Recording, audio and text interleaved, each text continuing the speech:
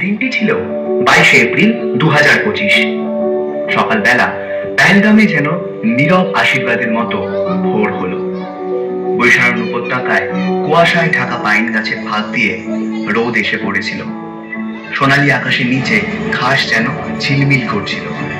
দেশের নানা প্রান্ত থেকে মানুষজন এসেছিল, পরিবার, দম্পতি, ভ্রমণকারী, ক্যামেরা, হাসি আর স্বপ্ন নিয়ে।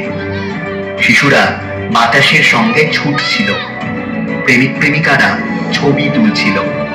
মাঠ জুড়ে ছড়িয়ে পড়েছিল খাবারের গন্ধ আর আনন্দের শব্দ।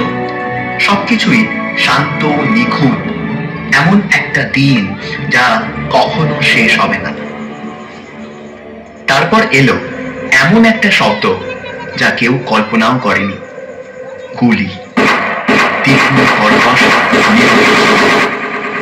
কয়েক সেকেন্ডের মধ্যেই শান্ত মাঠটা আতঙ্কে ভরে গেল। চিৎকার উঠল, মানুষ মাটিতে লুটিয়ে পড়ল, কেউ দৌড়াতে লাগলো, কোথায় যাবে কেউ জানে না। সবুজ ঘাস লাল হয়ে উঠল। 4 জন মানুষ বনের ভেতর থেকে বেরিয়ে এলো, হাতে রাইফেল, চোখে শীতল নিষ্ঠুরতা। তারা কিছু বলল না, থামলও না, অবিরাম গুলি চালাতে লাগলো। জুতো ছিটকে পড়লো চারপাশে। নিখুঁত একদিন মুহূর্তেই দুঃস্বপ্নে পরিণত হল। তারপর শোনা গেল কয়েকটা ঠান্ডা নির্মম কথা, যেন জীবনের আর মৃত্যুর মধ্যে একটা রেখা টেনে দিল।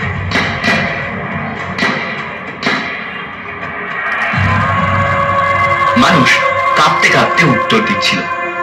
কেউ বেঁচে গেল, কেউ পারল না, কেউ লুকানোর চেষ্টা করলো, কেউ প্রিয়জনকে বাঁচাতে এগিয়ে এলো, কেউ স্থির হয়ে দাঁড়িয়ে রইল, জানতো না কি বলবে।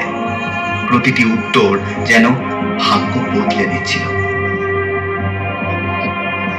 মাঠের সেই জায়গায় যে আকাশ একসময় আলোয় ভরা ছিল, সেখানে ঘৃণা ঠিক করলো কে বাঁচবে আর কে মরবে।